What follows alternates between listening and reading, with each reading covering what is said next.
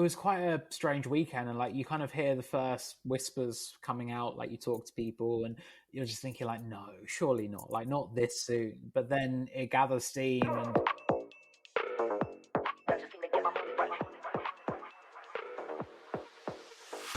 I'm Elle. And I'm Pat, and we are Paddock 43. And this is your F1 fix. Lights out and away we go. Lights out and away we go, Pat. We are back today with a really fun interview that we're both very excited for. One that we wish would have happened sooner, but unfortunately I lost my voice and that was not possible. Are you excited, Pat? I am very excited. We have been sort of rubbing our hands together for this interview. So, well, and I'm going to start it off by reading something. Off you go. And I wonder if then it will inspire people on what this interview is and I about. wonder if people can guess. Yeah. Smoke and Mirrors, the Billionaire Boys Club, Off the Grid, Champagne Problems, Our Deadly Passion, Our Terrible Joy, Track Runner, Fantastic Fans, Stick to Sports, The Race for Change, and Checkered Flag. Is that an album? It honestly sounds like an album.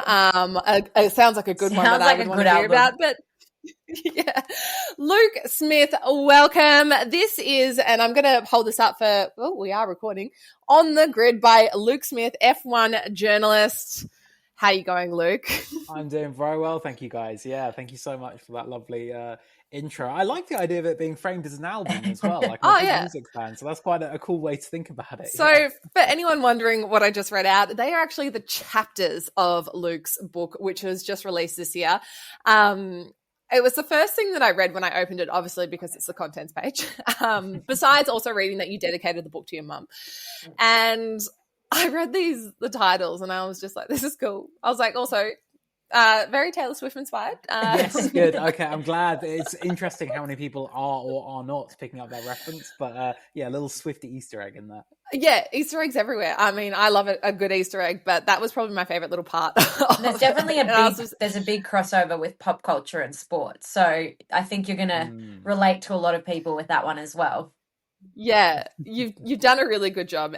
Fantastic titles, but welcome. We're so excited to have you on board of our podcast chat today. But before we get started, Pat always does a little thing at the start of an interview. So Pat, I'll let you fire away on this one. I like to start things up as what we call a warm-up lap. Pat's warm-up lap. So people take this as they like, and I don't want to throw this at you, but Luke, I want to know, do you have your most embarrassing story? And if you don't have one, or if you don't want to say it, like Kate Reid, when we spoke to her, she was like, I have one, but that's going to the grave with me. She told us this like really cool, beautiful story of how there were some people she met in Paris and basically they were talking about Lune croissants and she pretended it wasn't her. So do you have your most embarrassing story, or like a cool, fun story that...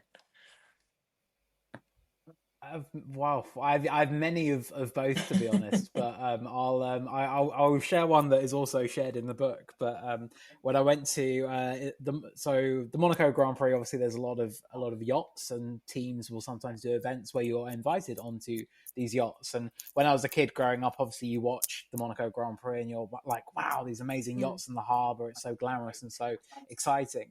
And I was invited to an event, and it was all very nice. I was like, okay, cool. I got to the yacht to get on there, and they said, oh, sir, can we have your shoes? And I didn't realise that when you're going aboard a yacht, it's just the common practice. You take off your shoes and you're wearing your socks. And when I took off my shoes, I didn't realise that the socks I was wearing were a pair of Kermit the Frog socks that my mum had given to me as a Christmas present. So at my first F1 event on a yacht, I was wearing just the face of Kermit the Frog on. I'm all for it. Feet, which was very embarrassing, but I owned it. It is now in black and white for everyone to read about as well. So more than happy to share that here. I'm all for it, and I reckon you should bring it back. Yeah, I also think make that thing. I also think that's a good way for people to remember you. Like, you know, the guy with the Kermit the Frog socks. Like, it's a real the Kermit guy. Yeah. Do you know? And I would much rather Kermit the Frog socks than like socks with holes in them. Exactly, yeah. Like that could have been really bad, but it was a conversation starter at least. Like people being like, "Why?" And I'd be like, "Oh well, you know." So I learned the hard way though that yes, when going on yachts, make sure you know what socks you're wearing. Maybe that's actually a great conversation starter, though, for anyone going to Monaco this year, heading on a yacht. Think about the type of sock you're going to wear, and maybe if you've got a brand, put your brand on that sock, or you've got a message. Yes. It's great conversation starter, especially if you're going by Principal yourself. socks. A lot of people do go alone. Yeah, Yes. maybe I should make some principal socks. That's great. I love that. What a good story. And I feel like you'll always be remembered as the Kermit the Frog sock man. Love it. All right, well, let's get into it. So you are an F1 journalist, and we have so many questions about your career and your book, but let's start with the fundamentals. How did you become an F1 journalist, and where did it all start? So it really did start with just stumbling across the sport as a kid, as I guess for so many people. Like I remember it was a rainy Sunday evening in the UK, and I was just flicking through TV channels, and I stumbled across the F1 race from Brazil that year, and it was when Fernando Alonso won his first world championship. And I was mad about sports. I loved football, I loved rugby, and I was like, oh wow, F1, like this is pretty cool. And my mum was like, oh, I used to be a big F1 fan when I was younger. And it kind of helped reignite her love for the sport as well. And it became something that we would share, and we would watch pretty much every single race together. We would go to local racetracks to watch local motorsports as well. And I think that's kind of where that love for F1 really started for me. And then when I was younger, like I was very passionate about writing, and I was good at English and things like that.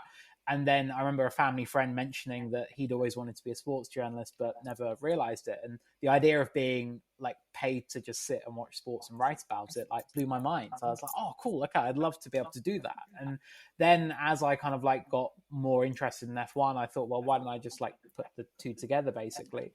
And as a lot of people do, I set up a blog website and kind of just like threw myself into writing as many articles as I could. A lot of people nowadays will do content creation, but I was like, I want to go down the written route. And from there, it kind of just snowballed. Like I got picked up after a year by NBC Sports in the US, and that was kind of my main break into racing.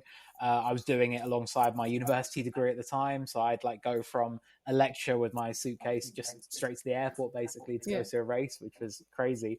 What a flex. Yeah, I know. To your classmates. My friends would be like, where are you going? And I'd be like, no, just Abu Dhabi. You know how it is. Like it was. I'm just popping off to cool. Monaco for the weekend, actually. Everyone does that, surely. But what that's kind of where it started. I studied history. I'm actually the least qualified journalist you'll ever meet. I don't have any journalistic qualifications to my name. No, but I think it's still the arts in a way. Like history, you're still writing, so it kind of goes hand in hand. Analysis and research and things like that. So it all kind of blended together quite nicely. And then, after I graduated, I was like full time on F1. And I've now been with the Athletic for a little over 2 years. I worked for a couple of places before that, so it's been a real crazy ride. And like I turned 30 in May, and I'm just like, I feel like I've already lived so many lives before even turning 30, which is a really cool thing to be able to feel.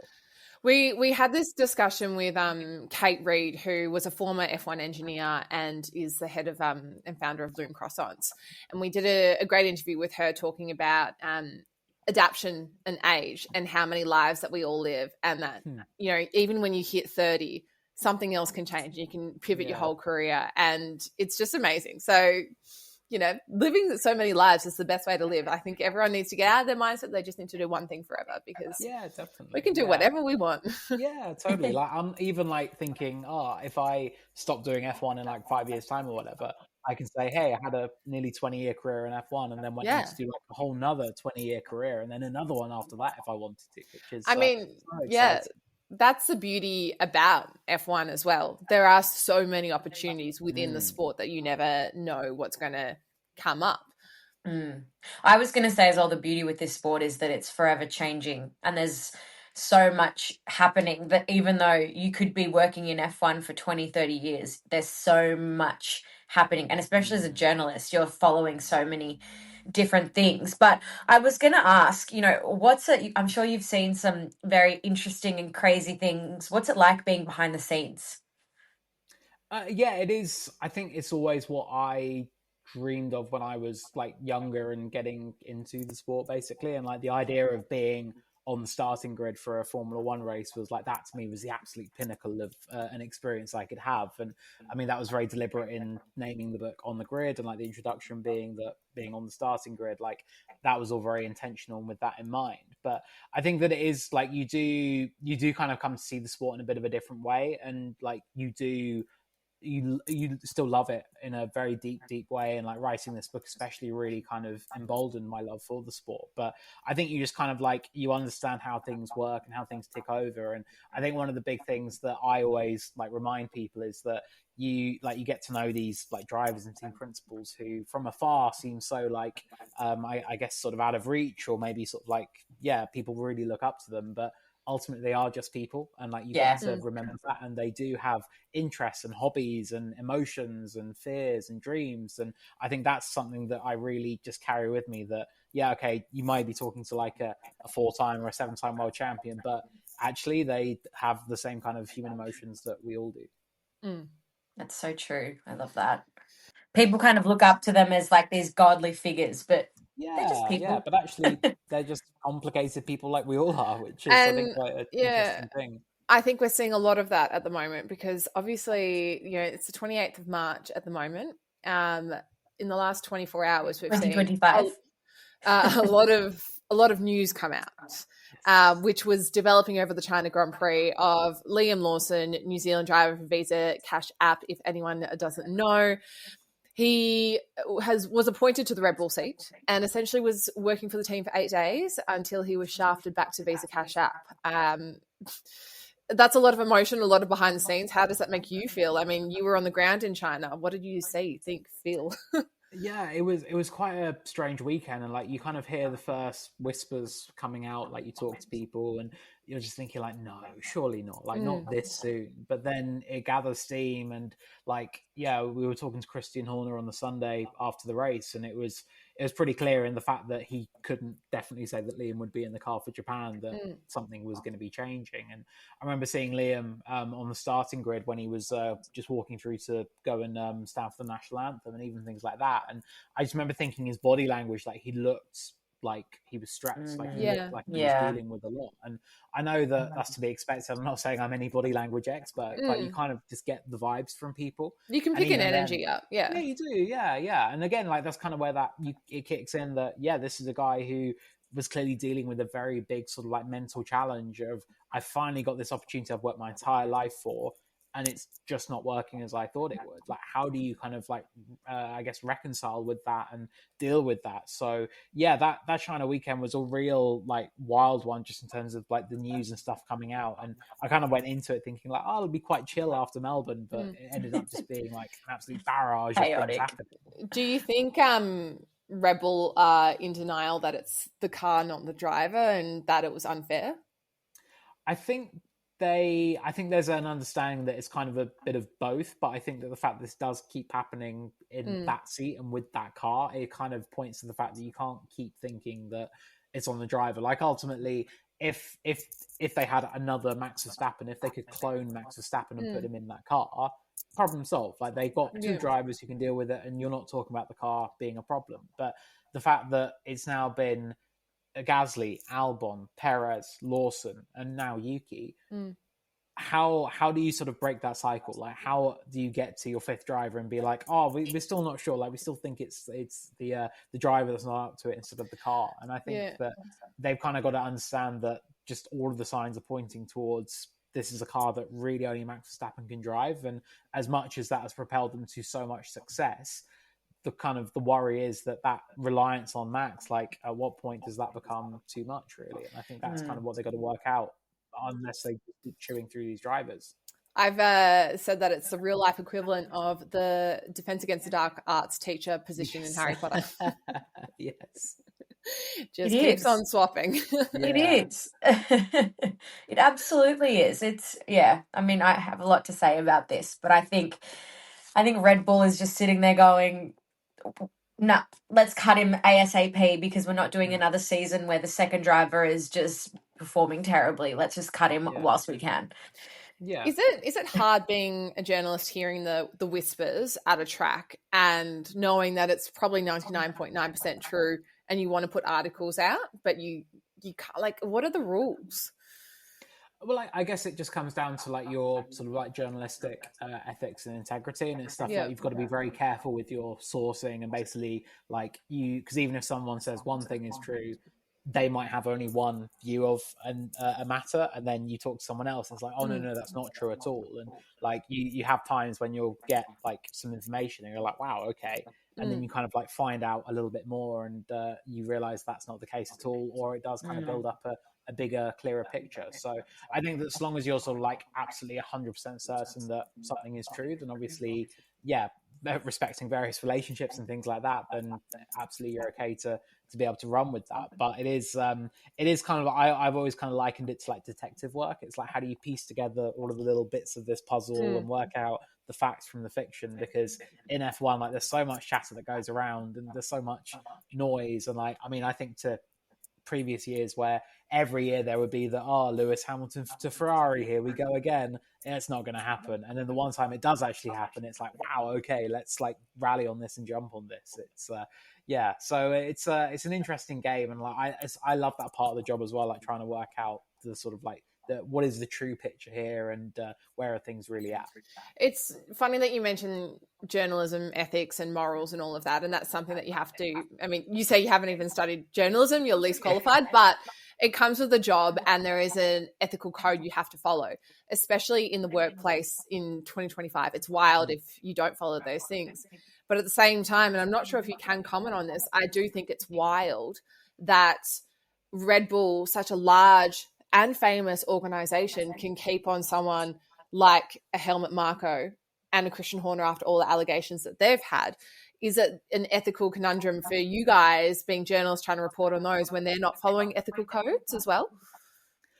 I think with Marko, for example, like some of his comments over the years have been very questionable, I think. And I think because any other business you would be out. Yeah, exactly. Yeah. And I remember even in 2023, I think when he made some comments about Sergio Perez's ethnicity, and I think it ended up with the FIA giving a warning, but Red Bull, the F1 team, couldn't take any action because Marko was employed by Red Bull, the drinks company. And that was kind of the thing. And it was it was one of those things where we kept sort of like thinking, well, why isn't Red Bull, the F1 team, actually doing anything? But it was because he was employed by actually a different company. And it felt like talk about a loophole. Because it's hard, because you're trying to be ethical, but then you're like, but you're not being ethical. Exactly, yeah. So it's very tricky. And I think that ultimately, like for us as journalists, and like, again, I dedicate one of the chapters in the book to this, like it's about holding things to account and sort of like being basically not being like, oh, well, all we talk about is what happens on the racetrack and it's just about who wins races or whatever, because F1 is so much bigger than that. And we do live in the real world where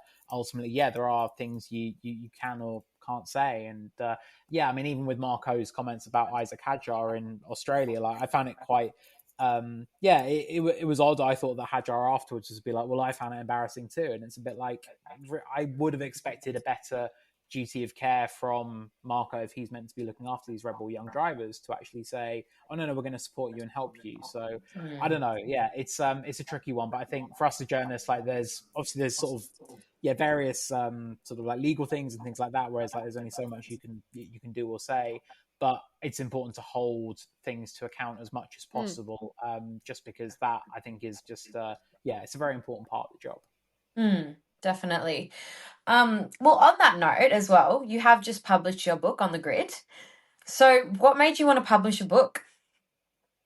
Well, I think that the beauty of writing a book is that you've got just so much more space and depth and time to be actually really get your teeth into important topics. Like if you're writing an article for a website, I know the internet is pretty much endless in terms of the space it gives you, but you're normally thinking of something that's maybe like 1,500, 2,000 words for like a longer form piece. And through my career, like I'd found a lot of joy, and I think probably the biggest thing was purpose in some of those longer articles I'd written that really delved into important topics that actually relate outside of F1. So be it about mental health or sort of like gender equality or improving diversity and topics like that. and they're things that matter so much more than drivers winning races or sort of the results or what's happening on the racetrack. So I think when the opportunity arose to be able to put forward a proposal for a book, I basically thought, well, how about I just do an entire book of those kind of really purposeful, intentional subjects that I love writing about, but all in one go, basically, and to have the room, to have the 80 odd thousand words to be able to write about all of that. And that was a real exciting thing. And yeah, it's a project that I've ended up being incredibly proud of. Like, the end result, I think, is just I'm really like pleased with how it's all turned out. It's achieved exactly what I wanted to, which is fantastic. But that was kind of the thinking at the very beginning. Like, I wanted it to be something that had proper purpose and intent, and I didn't want it to be just another F1 book, basically. I love that. And do you have a favorite chapter or story from the book? How do you even pick a story what to write about? There's so many. It's like my favorite child. Like, they're all I love them all individually. But no, I think you've already mentioned her, but I think talking to Kate Reed from Loon, I think that was a story that really, for me, summed up what I wanted the book to be about, and kind of the idea that you can take the F1 way of thinking and apply it to something completely different, like a croissant, and turn it into, I love how you say croissant. Wow. Like, it's just like, it's just such it's a cool thing. Like, I love that it has been I love her story so much. Like, her energy is just fantastic, and to be able to kind of like talk to her, like, I just found that so inspiring. And she was so generous with her time. And I remember, like, we had, like, I think allocated an hour, and we quickly overran that, and I was like, I'm really sorry. And she was like, no, I've got all the time for you, and was just so generous, so humble. And I think to be able to tell her story in this book, I think that was that felt really special, and I think that summed up what I wanted the book to be. So yes, and then obviously, for obvious reasons, Loon is always one of my first stops when I get to Melbourne, because it is just the best. Well, it's a guaranteed good meal. Oh, yeah, exactly. Snack or whatever you want to call it. They have it in the F1 fan zone in the Albert Park as well. So I went, and it was like the best day ever. I went trackside for FP1. Like, I was watching all of the cars doing their thing, and then I think when we had the red flag for them, and I was like, right, I'm going to go back to the media centre, and I deliberately went back through the fan zone so I could stop at Loon and get a croissant back to the media centre. I was good call. Happy. I always say I'm a bit of a croissant snob, and it makes me irrationally angry if I eat a croissant and it's not good. So I'm like, at least, at Loon, it's going to be good. High standards, that's what we like. Very high, very high standards, that's for sure. When we interviewed Kate a few weeks back, it was the best because she rocked up with like a whole box of Loon croissants, and before we even it was Elle's birthday. Before we even started, Pat and I had both finished 2 croissants each, and Kate just sat there looking at us, being like, "What?" Yeah, I'd like custard all over me. I was like, great. Great. Absolute hot messes, but it was great. It's a good one. How do you think, actually, just on that, obviously I wanted to ask you about what your favorite track is, and I do love that you run the tracks as well, and it actually inspired me to start running the Albert Park track, and I was trying to do that as everything was being built and the infrastructure was coming up as well, which is also very lucky that we're able to do that. I live so close to it, and then I was always trying to beat my time, and I'd put it on Strava with like the little 3D map that goes, and then I would speed it up with like the F1 noise. It's like, look at me, look how fast I am. But no, I'm doing like 7-minute kilometers. What is your favorite track? I mean, Melbourne's pretty lucky that we have that fan zone and all the food options. We haven't been to a lot of international races. So what do you think? Or like top 3? Top 3, it would have to be a top 3. I think there's a kind of a rule of thumb that anything beginning with an M in F1 tends to be pretty good. So Melbourne, Monaco, Miami, Montreal, they're all pretty good races in terms of just the overall offering. I like that theory. I think for a top 3, Melbourne is definitely like, it's my favorite F1 city on the calendar, and I'm not just saying that, it is genuinely. I love this.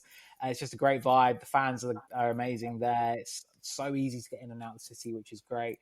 It's always a bit chaotic as well. So exactly. Yeah, you're guaranteed some drama in Melbourne, which is, I love it for that. And then Suzuka in Japan, like, honestly, that is just such an incredible race. The passion of the fans there is just like next level. Their crazy costumes and everything that they're wearing, that is so cool. And it's just an amazing circuit as well. Like you really see the drivers and the cars pushing themselves to their absolute limit.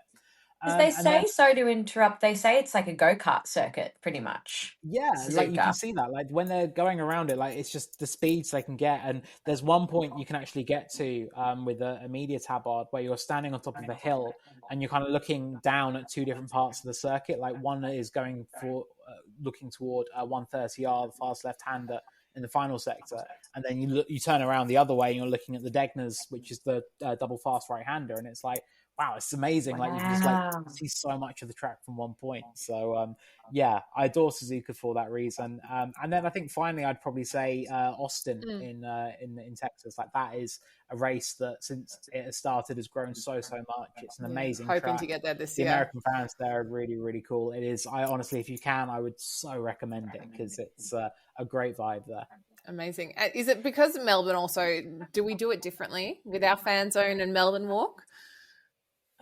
I think that adds to it. Yeah, each race kind of has its own thing, if that makes sense. But I think the fact that for Melbourne as well, like, and for me, I always grew up like getting up at 4 a.m. to watch Melbourne as the first race of the season. I think that added a little specialness to it. So being back there for that first race this year was like a really, I think everyone felt that was like, okay, this is how it really should be. So I think Melbourne just does things. Yeah, really, I thought really it was wild at Silverstone last year that you got on a double-decker bus or you took a cab to get to the other side of the track. I was like, what do you mean that we have to get a bus? Like, I was like, exactly. Can't we just walk across a bridge? Yeah, you'd think. No. You'd think that's what would happen, but no. But speaking of development of tracks and all of that, F1 has obviously developed so much from tech, personnel involved, sustainability and more. I mean, they want to get to net zero. How do you think everything is going? Is there really space for everything that they're trying to achieve? And is it still a billionaires boys club, to put it to your chapter title? I think that the sport is definitely shifting in a way. And I think that it's been interesting to see, particularly since Liberty Media took over, just how much it's kind of like worldview has changed really. It's gone from being purely let's make as much money as possible to actually A, how can we grow as a sport and do right by our fans, but also B, our kind of responsibility to the wider world. So yeah, you mentioned sustainability and like the net zero target. Like that was, again, a really fascinating chapter and topic to be able to delve into, because like I spoke to F1, I spoke to some of the F1 teams and like talked about their own sustainability sort of like goals and teams and like how are they putting this all together.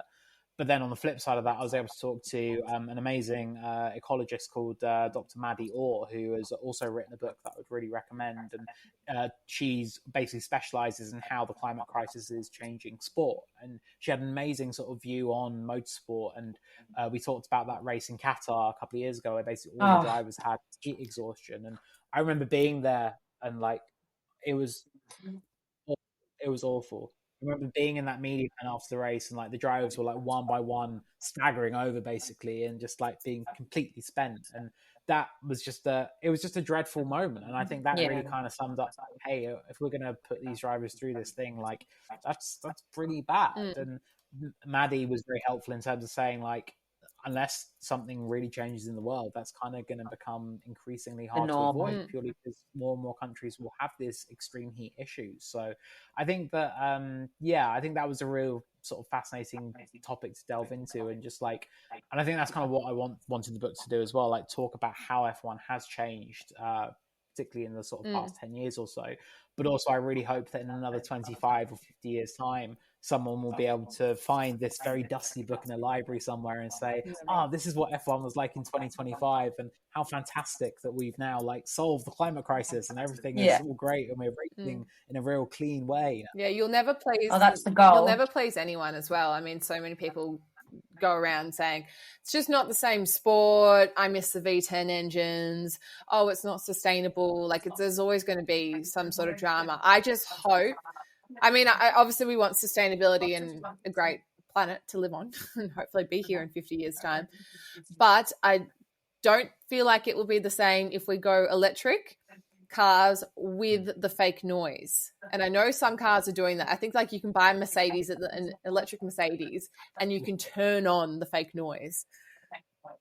So Jeez. you get the noise of an engine. We don't want to go down that route. And I think that kind of was Yeah. like, I think F1, it always wants to retain its kind of roots in some way. And like, I know there's a lot of noise, if you'll pardon the pun, about going back to V10s at the moment. And I think it's an interesting debate, definitely. But I think that ultimately we do need to balance that kind of sustainability goal for the future with also what are the roots of our sport and what makes our sport so special. And part of it is that noise. It doesn't have to be an ear bleeding V12 or V10, but just something that really does stir that emotion within you. Do you think the Billionaires Boys Club wants the sustainability, or they just want the noise?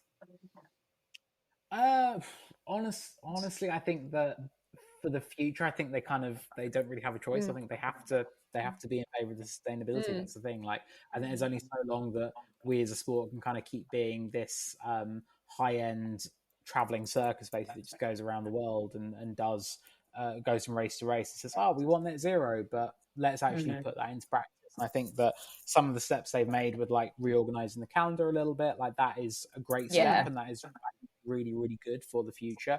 But it is going to take much, much more than that. And it is going to take, I think, everyone as a industry, but also as a wider society, like beyond F1, to really sort of embrace the need for change and recognize, we're going to have to make these things work. Because even if you are part of the Billionaire Boys Club, if there's no planet to live on with all your money, what's the point? Exactly. Yeah, there's going to be no way to even watch the sport, so we won't be here. But I want to know, Luke, what's been one of the hardest moments for you as an F1 journalist? I think that probably dealing with having to report on sort of like fatal accidents and deaths. I think that has been probably a thing that not really anything can prepare you for. And I think that was why within the book as well, I was really eager to sort of write about that topic. And I remember when so my mum was a nurse for 35 years or so.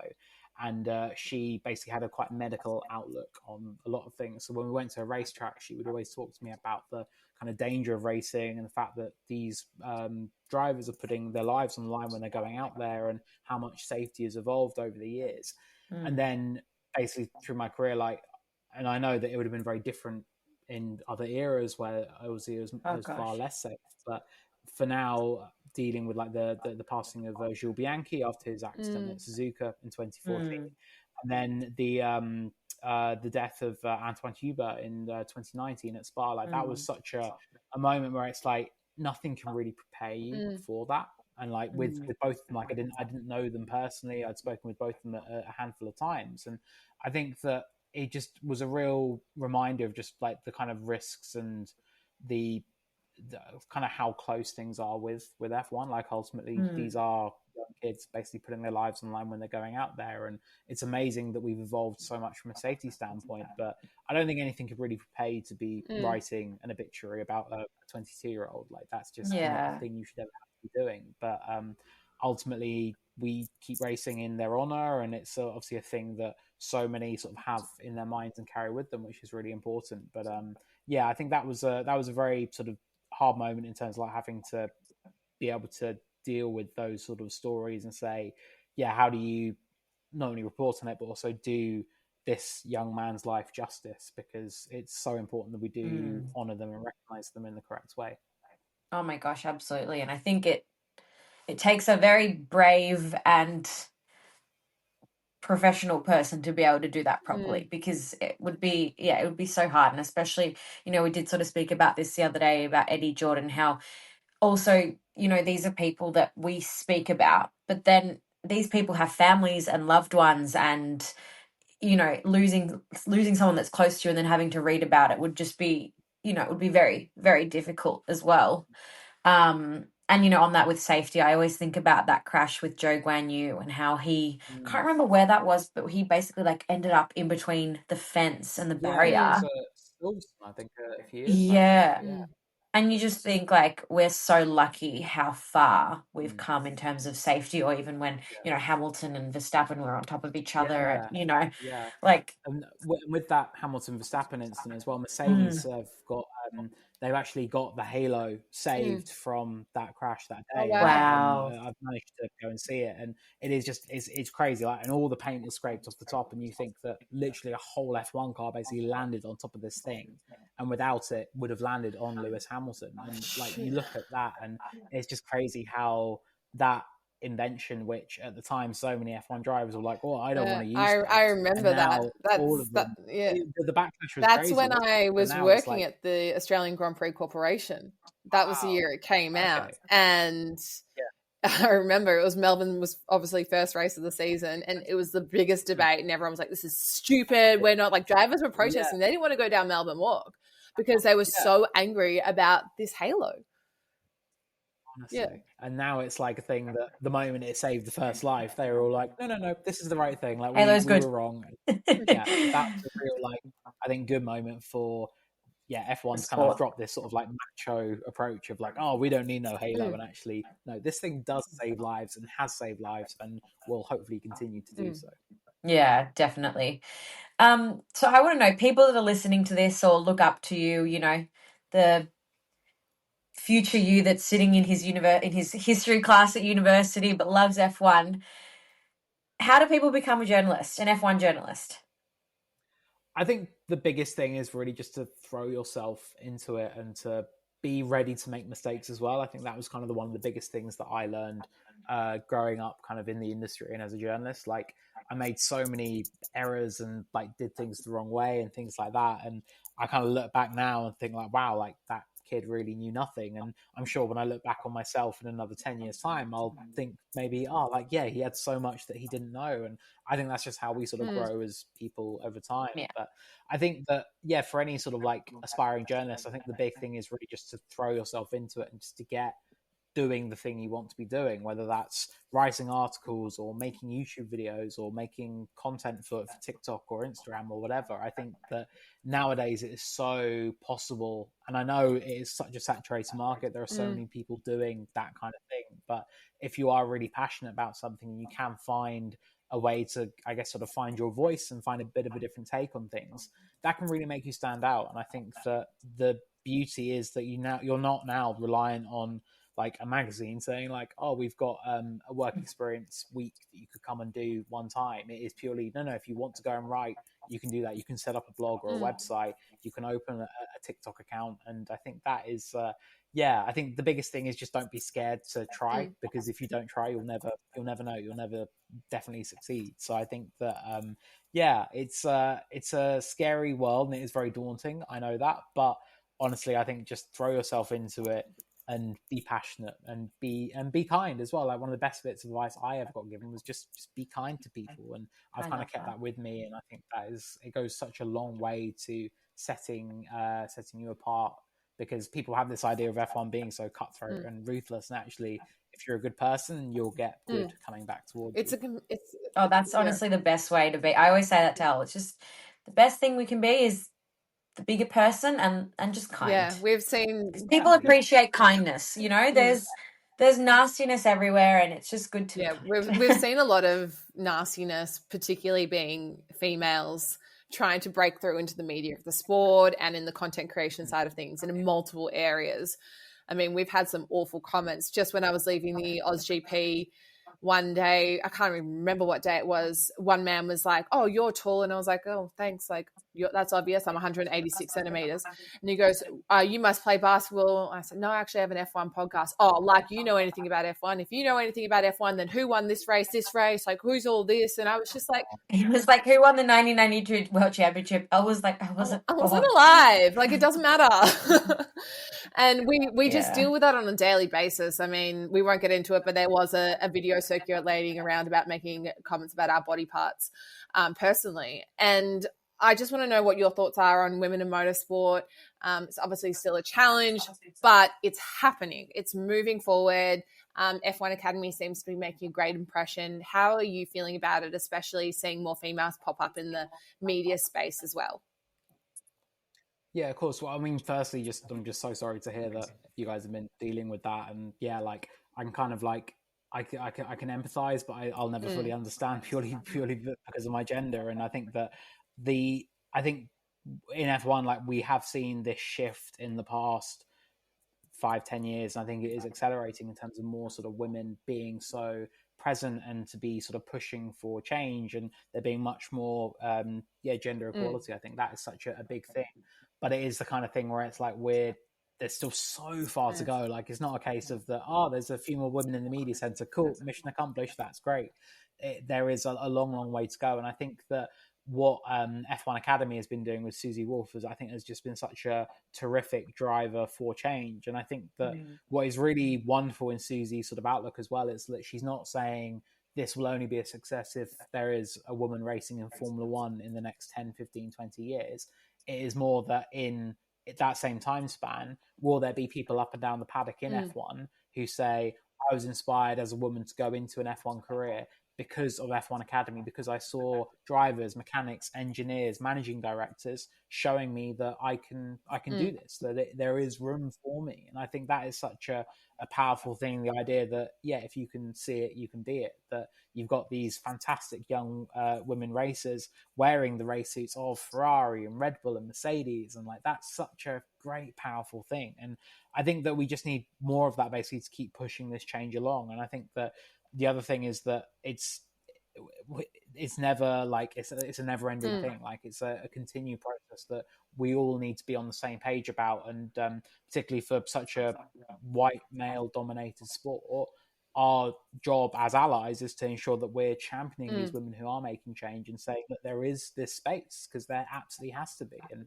ultimately F1 needs to reflect wider society as a whole better. And I think everyone knows that there has been an enormous amount of progress in the last 5-10 years, but that is not mission accomplished. Like, that work is never ever done. And I think that we all have to, as a sport, be on the same page for making sure this is a welcoming and inclusive place for everybody, because ultimately that's the only way that as a sport we're going to remain relevant, because we can't be stuck in our ways just because that's the way it's always been. It's not acceptable. So I think that it's there is a positive change, and that's been amazing to see, but we have to keep pushing that and never let up in making sure that people do feel there is that space for them. So well said. Thank you. Yes. I think as well Kate Reed said something about, she's like, it doesn't, more men or women, like, it's not making it better.